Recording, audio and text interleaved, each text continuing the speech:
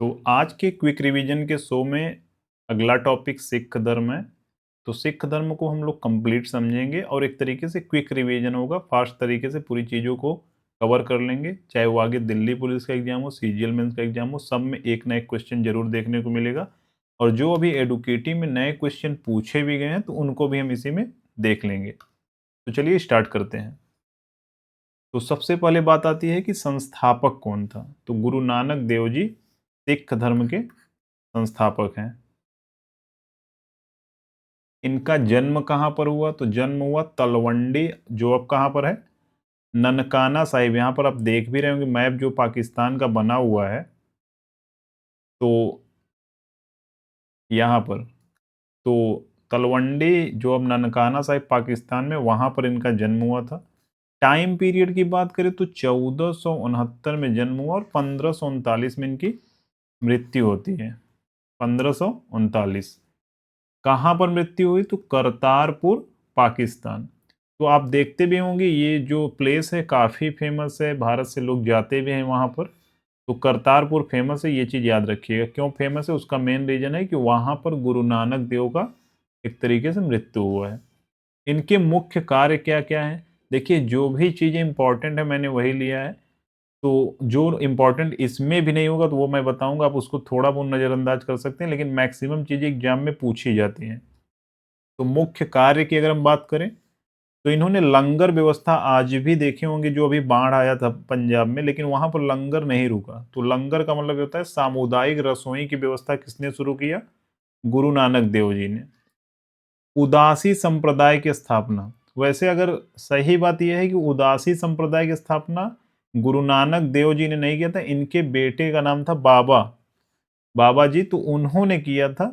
तो उदासी जैसे क्या होता है कि हर धर्म में कई संप्रदाय निकल जाते हैं, तो उसी प्रकार इसमें भी एक संप्रदाय उदासी संप्रदाय था।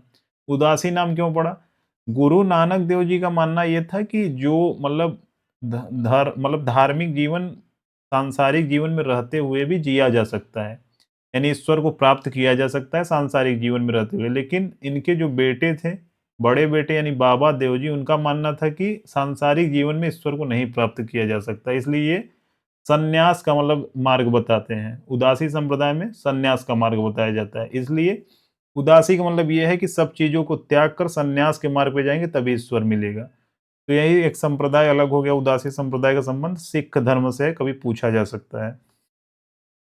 समकालीन की बात करें तो आप देखे भी होंगे कि 1469 से 1539 के बीच में कौन मुगल एम्पायर की स्थापना होती है? 1526 में जब पानीपत का युद्ध होता है। तो मुगल बादशाह बाबर और इब्राहिम लोदी इनके समकालीन थे। अब बात ये आती है कि इसको कैसे याद रखना है। तो यहाँ पर एक ट्रिक भी देखिए बनाया गया है। क्या है वो ट्रिक? तो नानक का अंग अमर है राम जैसा, यानी नानक का अंग अमर है राम जैसा। एक बार आप दो बार बोलेंगे तो आपको अपने आप याद हो जाएगा।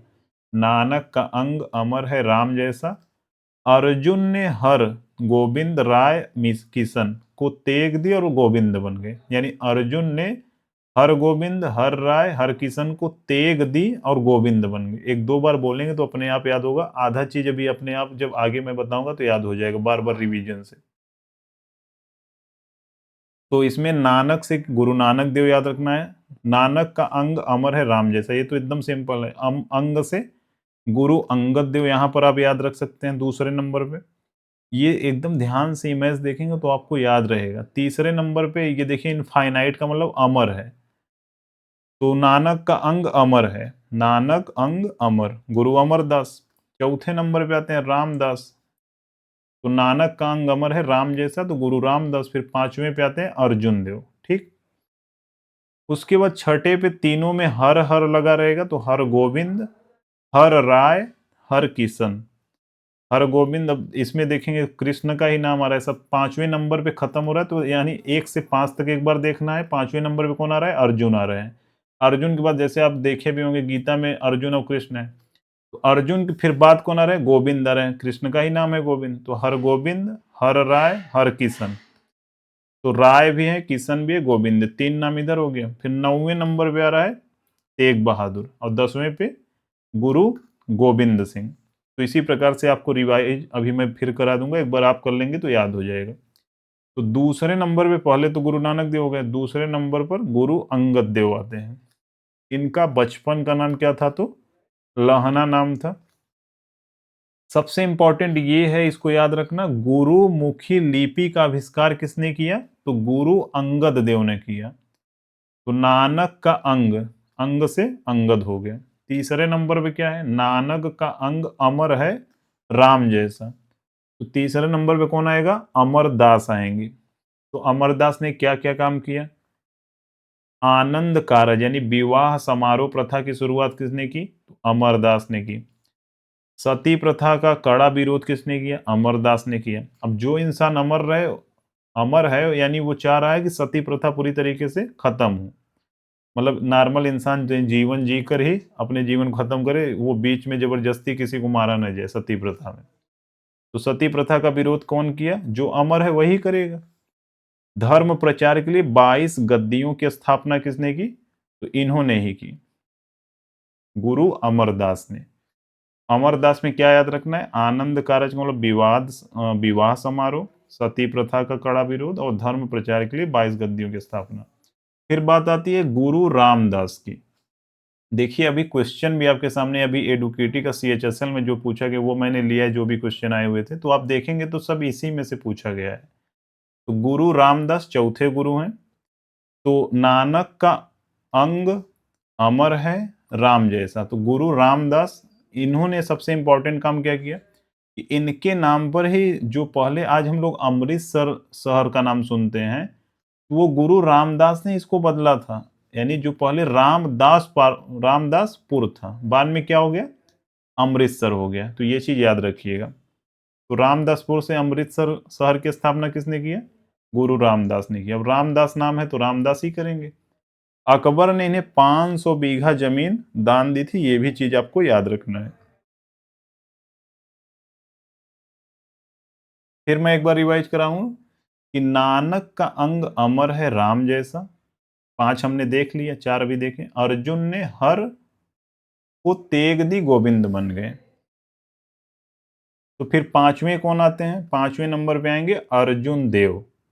तो पहले हम नानक आए, दूसरे पे नानक का अंग अंगद आए, नानक का अंग अमर है, अमर आए, फिर रामदास आए, फिर 5वें नंबर पर अर्जुन आ गए। अब अर्जुन पे खत्म होगा, फिर 5 हम लोग याद करेंगे। तो गुरु अर्जुन देव, गुरु अर्जुन देव ने क्या किया? स्वर्ण मंदिर यानी हरमिंदर साहब का निर्माण किसने करवाया?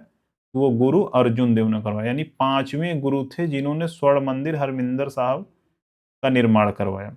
आदि ग्रंथ का संकलन किसने किया? अब ध्यान रखिएगा, यहाँ आदि ग्रंथ है, गुरु ग्रंथ साहब नहीं लिखा है। आदि ग्रंथ का संकलन किसने किया? 1604 ईस्वी में। तो गुरु अर्जुन देव यानी 5वें गुरु जो थे, उन्होंने आदि ग्रंथ का संकलन किया।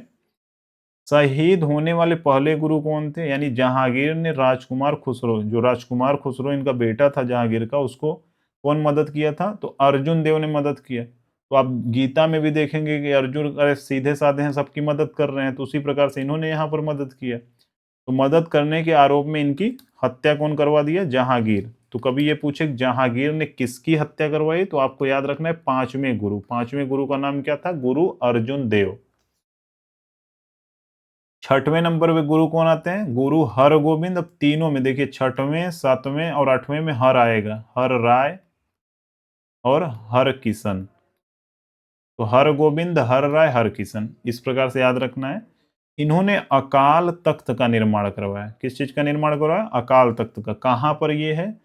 तो आप जो अमृतसर का जो हरमिंदर साहब है, जो 5वें गुरु ने स्थापना करा, उसके जस्ट सामने अकाल तख्त का निर्माण किसने करवाया? हरगोविंद सिंह ने। तो अकाल तख्त क्यों नाम है इसका? अकाल का मतलब जिसका कभी मतलब एक तरीके से खत्म ही ना हो, टाइम पीरियड जिसका खत्म ना हो। तख्त का मतलब एक तरीके से सिंहासन। यानी इन्होंने बताया कि जो हरमिंदर साहब के जस्ट सामने बिल्डिंग है वो अकाल तख्त है, यानी वहां ईश्वर का सिंहासन बनाया गया एक तरीके से। वहां पर जितने भी सिख गुरु यानी बड़े लोग होंगे वहां मिलेंगे। तो अकाल तख्त का निर्माण हरगोविंद ने करवाया। सिखों को सैनिक योद्धा किसने बनवाया? अब यहाँ पर आप देखेंगे कि 6वें गुरु के पास क्या है? गोविंद, अर्जुन के पास तो वो चीज क्या था? अर्जुन के पास तीर धनुष था। अब यहाँ गोविंद के पास क्या है? वहां पर कुछ नहीं लिए थे गीता में, लेकिन देखिए मैं रिलेट कर रहा हूँ ताकि आपको याद रहे, कुछ भी उसका कुछ अलग रीजन नहीं है, सिर्फ रिलेट इसलिए करा रहा हूँ याद रहे आपको। तो यहाँ पर हरगोविंद ने क्या लिया है? तलवार लिया है। तो सिखों को सैनिक योद्धा बनाया किसने बनवाया? आप वहां देखेंगे कि कृष्ण किसको वो चीज पूरा का पूरा युद्ध करने के लिए पूरा चीज ज्ञान दे रहे हैं, अर्जुन को दे रहे हैं। तो यानी कहीं ना कहीं कृष्ण चाह रहे हैं कि वो तलवार अर्जुन ले। तो यहाँ हरगोविंद से हमको याद रखना है कि तलवार किसके पास था? तलवार किसके पास था? हरगोविंद के पास। यानी सिखों को सैनिक योद्धा कौन बनाया? हरगोविंद ने बनाया। अब यहाँ पर इनके पास दो प्रकार की तलवार थी, एक थी मीरी, एक थी पीरी। पीरी क्या था? आध्यात्मिक तलवार था। मीरी क्या था? सांसारिक, यानी एक तरीके से प्रतीक था। दो तलवार धारण की, एक मीरी और एक पीरी। याद रखिएगा, अर्जुन के बाद 6वें नंबर पे हरगोविंद आ रहे हैं। सिखों को सैनिक योद्धा इन्होंने ही बनाया। अगला फिर वही चीज आता है, नानक, फिर अंगद, फिर अमर, फिर रामदास, फिर अर्जुन। अब फिर हम लोग कहाँ पहुंचे इस समय? गोविंद तक पहुंचे। अब राय, किशन, तेग, गोविंद, 4 लोग बाकी हैं। 7वें नंबर पे कौन आता है? गुरु हर रैप। देखिए ये सब उतना इंपॉर्टेंट नहीं है। 5वें गुरु अर्जुन देव इंपॉर्टेंट है, पहले इंपॉर्टेंट है, 10वें 9वें ये इंपॉर्टेंट ज्यादा है। तो फिर भी जो भी एक आध लाइन है आपको याद रखना है तो रख लीजिए, बाई चांस कभी पूछा भी जा सकता है। तो 7वें गुरु कौन थे? गुरु हर राय। क्या नाम था उनका? गुरु हर राय। इसके पहले 6वें का क्या नाम था? हर गोविंद। 5वें क्या नाम था? अर्जुन। तो अर्जुन के बाद हर गोविंद आए, फिर हर राय आए। तो दारा सिको की मदद किसने की? नहीं, शाहजहां का बेटा कौन था? दारा सिको। उसकी मदद किसने की थी? तो गुरु हर राय ने की थी। वैसे कभी पूछा नॉर्मली गया नहीं है, बाकी आपको याद रखना है तो रख सकते हैं। तो यानी हमने क्या देखा, 5 तक तो अर्जुन पे खत्म किए थे। 6वें पे फिर कौन आया? 6वें नंबर पे हर गोविंद आए, फिर 7वें नंबर पे हर राय आए, फिर 8वें नंबर पे क्या है? हर किशन। तो 8वें नंबर पे किशन और गोविंद कृष्ण का ही तो नाम है। तो 6वां 7वां 8वां इस प्रकार आप याद रख सकते हैं, गुरु हर किशन। इनकी सबसे विशेष बात क्या है कि ये सबसे कम उम्र के गुरु थे। क्या थे? सबसे कम उम्र के गुरु थे। इनकी मृत्यु चेचक से हुई थी, तो ये कोई खास इंपॉर्टेंट नहीं है। तो सबसे कम उम्र के गुरु कौन थे? 8वें गुरु। तो 8 में देखिए, अगर आप इसको 8 को अलग करेंगे, 0 0 बन जाएगा। तो 0 का मतलब आप याद रख सकते हैं सबसे छोटे यानी कम उम्र के गुरु कौन थे? गुरु 8वें गुरु थे, गुरु हर किशन। फिर 9वें नंबर पे आता है, ये थोड़ा सा इंपॉर्टेंट है क्योंकि पूछा भी बहुत बार गया है। 9वें गुरु, गुरु तेग बहादुर। गुरु तेग बहादुर। इन्हें क्या कहा जाता है? तो हिंद का चादर कहा जाता है। क्या कहा जाता है? हिंद का चादर कहा जाता है। औरंगजेब ने इस्लाम कबूल न करने पर इनकी हत्या शीशगंज में करवाई। शीशगंज कहां पर है? दिल्ली में। औरंगजेब ने किस इनकी हत्या कहां पर करवाई? शीशगंज में करवाई। तो ये चीज आपको याद रखना है। अब 10वें गुरु सबसे इंपॉर्टेंट, बहुत सारा क्वेश्चन यहीं से बनता है। तो ओवरऑल देखिए टाइम पीरियड क्या था? 1469 से 1708 तक पूरा गुरु का, 10 गुरु का वो चीज चल रहा है टाइम पीरियड। तो 10वें गुरु का नाम क्या है? गुरु गोविंद सिंह। जबकि 6वें गुरु का नाम क्या है?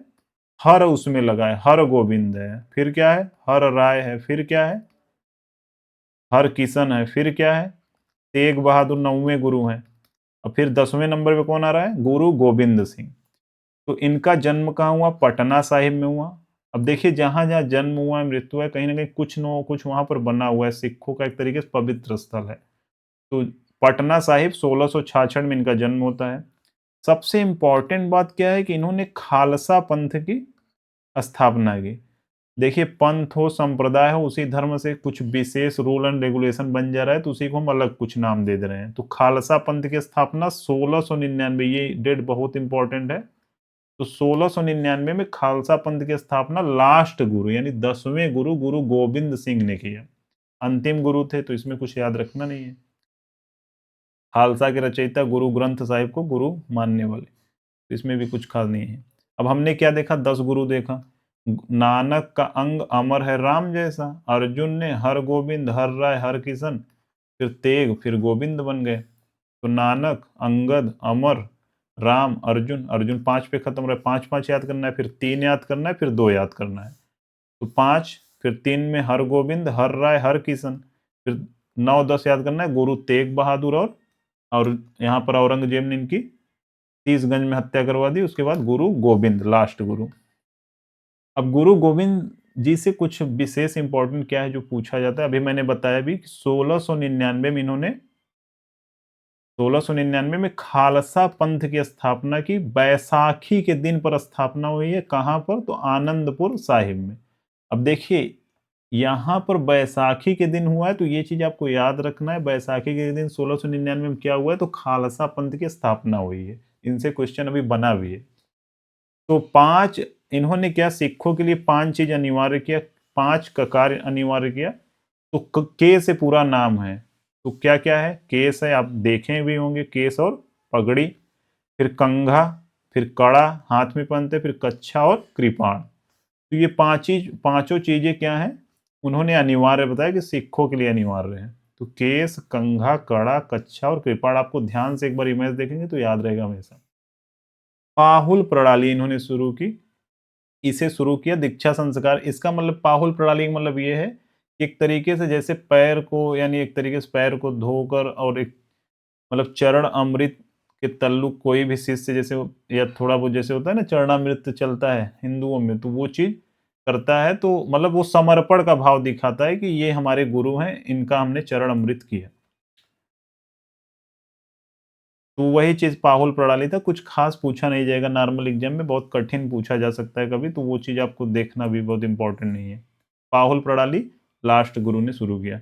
जफरनामा, औरंगजेब को फारसी भाषा में लिखा गया विजय पत्र, यानी औरंगजेब को फारसी भाषा में लिखा गया विजय पत्र कौन सा था? जफरनामा।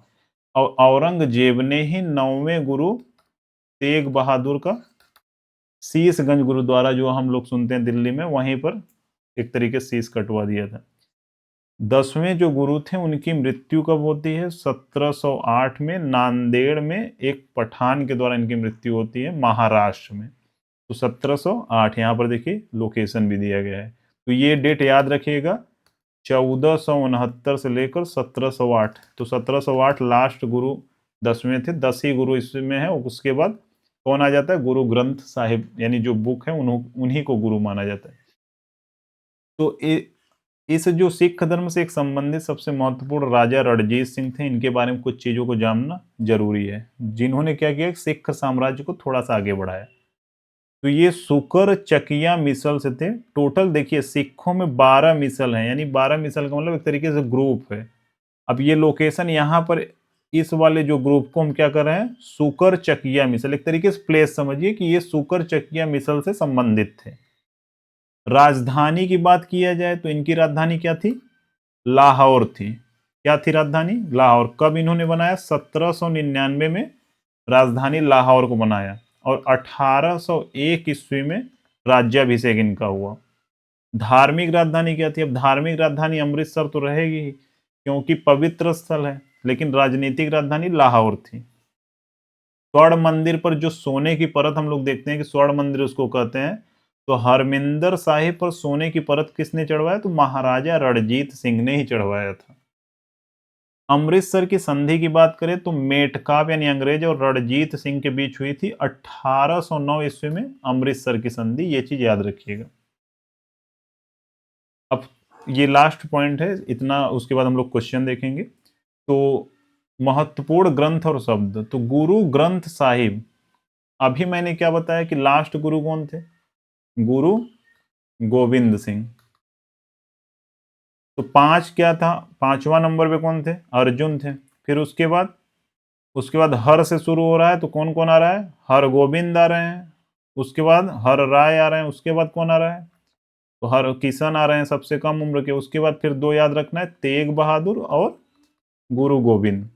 कंफ्यूजन बिल्कुल भी क्रिएट नहीं करना है। तो गुरु ग्रंथ साहिब अंतिम गुरु के रूप में मान्यता प्राप्त हो गया है। ये कौन घोषणा किया था? तो मेरे बाद कोई देहधारी गुरु नहीं होगा, यह गुरु ग्रंथ साहिब ही अब से गुरु माने जाएंगे। तो ये कौन कहा था? 10वें गुरु।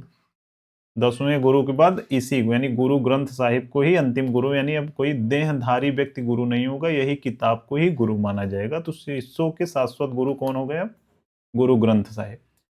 अब एक देखिए आदि ग्रंथ और गुरु ग्रंथ साहिब में क्या अंतर है? तो आदि ग्रंथ मैंने बताया था 5वें नंबर के जो गुरु थे, गुरु अर्जुन देव के द्वारा 1604 में उसको लिखा गया था, संकलन किया गया था। लेकिन गुरु ग्रंथ साहिब क्या है, इसमें आदि ग्रंथ तो है ही, यानी पांचवें गुरु का जो भी एक तरीके से ज्ञान या जो भी उन्होंने लिखा वो तो है ही, और गुरु तेग बहादुर की वाणी यानी 9वें गुरु, 5वें गुरु और 9वें गुरु को मिलाकर क्या बनाया गया, 10वां गुरु, यानी 10वें गुरु के बाद यानी गुरु ग्रंथ साहिब बनाया गया, अंतिम रूप दिया गया। तो गुरु ग्रंथ साहिब क्या है और आदि ग्रंथ क्या है, इसमें कंफ्यूजन नहीं क्रिएट करना है। आदि ग्रंथ क्या है, 5वें गुरु ने संकलन किया था, और गुरु ग्रंथ साहिब एक तरीके से फाइनल यानी 10वें के बाद जो गुरु अब माना जाता है सिखों में।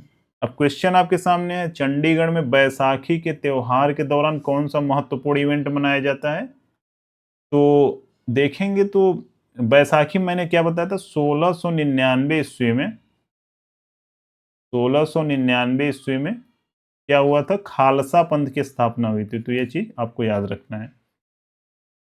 18वीं शताब्दी में सिखों के जत्थों और मिसलों की संयुक्त सेना क्या कहलाती थी? अब ये थोड़ा सा कठिन क्वेश्चन है, लेकिन इसका आंसर अगर आप पढ़े भी रहेंगे, मनसबदार होगा नहीं, संगत, अब देखिए थोड़ा बहुत अगर आप पढ़े रहेंगे सिख में तो आप खालसा देखकर ही इसका आंसर मार्क कर देंगे। दल खालसा कहा जाता था सिखों के जत्थों और मिसलों की संयुक्त सेना को। 18वीं शताब्दी में बैसाखी, ये सब क्वेश्चन अभी लेटेस्ट CHSL में पूछा गया है। तो 18वीं शताब्दी में बैसाखी और दिवाली के दिन दौरान सिख समुदाय सामूहिक निर्णय लेने के लिए, जिन्हें हम गुरु मत्ता कहा जाता है, कहाँ एकत्रित होते हैं? यानी गुरु मत्ता मतलब गुरु मत है, यानी जितने भी सिख में मेजर गुरु होते हैं वो अमृतसर में इकट्ठा होते हैं, तो उसी को हम क्या कहते हैं, गुरु मत्ता कहा जाता है। ये चीज याद रखिएगा। महाराजा रणजीत सिंह ने लाहौर को अपनी राजधानी किस वर्ष बनाया? तो मैंने अभी आपको बताया 1799 में राजधानी बनाया, और 1801 में उनका राज्याभिषेक होता है, जबकि उनकी धार्मिक राजधानी क्या थी, अमृतसर थी। 1699 में किस सिख गुरु ने खालसा पंथ की स्थापना की? आपको कुछ याद है? गुरु नानक देव होगा? बिल्कुल नहीं होगा। गुरु तेग बहादुर होगा? बिल्कुल नहीं होगा। क्या होगा? गुरु गोविंद सिंह। गुरु गोविंद सिंह की मृत्यु कब हुई? तो 1708 ईस्वी में इनकी मृत्यु होती है। तो ये चीज आपको याद रखना है। बस इतना ही क्वेश्चन पूछा गया था। तो यहाँ पर ये टॉपिक खत्म होता है, इससे बाहर कुछ भी नहीं पढ़ना है। अगर आपको वीडियो अच्छा लगा हो तो एक कमेंट जरूर करिएगा, चैनल को सब्सक्राइब कर लीजिएगा। इस PPT को पाने के लिए आपको टेलीग्राम चैनल ज्वाइन करना होगा। मिलते हैं नेक्स्ट वीडियो में। Thank you, thanks for watching.